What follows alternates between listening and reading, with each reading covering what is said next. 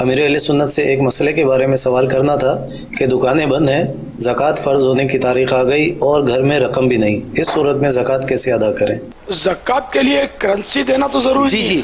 اب جیسے کہ زکوٰۃ فرض ہو گئی مجھ پر اور وہ زکوٰۃ ہے 10,000 روپے مجھ پر زکوٰۃ ہے۔ اب میرے پاس یہ نالے پاک تشریف فرمائے، اس کی مالیت بنتی ہے سپوز کریں کہ 500 روپے، تو 500 روپے اگر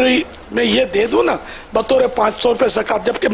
مارکیٹ ویلیو اتنی ہی ہو، تو اب میرے اوپر رہ گئے 9,500، یہ زکوٰۃ ادا ہو گئی۔ اسی طرح میرے پاس وہ سوٹ پیس رکھا ہوا ہے، یہ 2,500 کا ہے، تو اب اس کے لیے کوئی نوٹ تھوڑی ضروری ہے، وہ سوٹ پیس بھی میں زکوٰۃ میں دے دوں، تو اب رہ گئے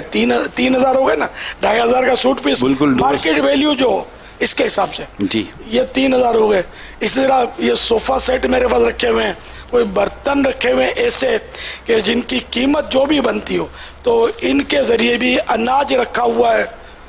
یا اور افطار کے لیے وہ شربت کے خوبصورت بوتل میں نے چنے ہوئے ہیں 15۔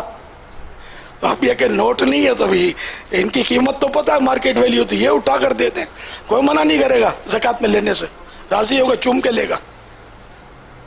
زکوٰۃ یعنی دینی ہے تو یہ ذہن سے نکال دیں کہ نوٹ ہی دینی ہے، نوٹ شرط نہیں ہے، قلم بھی زکوٰۃ میں دیا جا سکتا ہے، پیٹ بھی دیا جا سکتا ہے، مارکیٹ ویلیو ہونی چاہیے، دکان کا مال دیا جا سکتا ہے، کوئی بھی چیز دے سکتے ہیں۔ گودام میں آپ کو کپڑا پڑا جو ہے، مال ہے،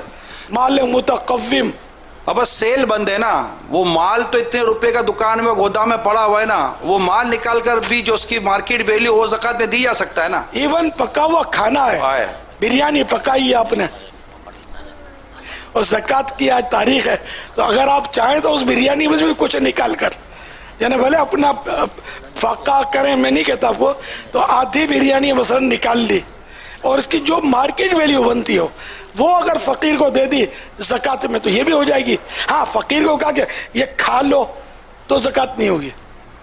فقیر کو مالک بنانا پڑے گا، دے دی اس کو، خلاص۔ صلو علی الحبیب۔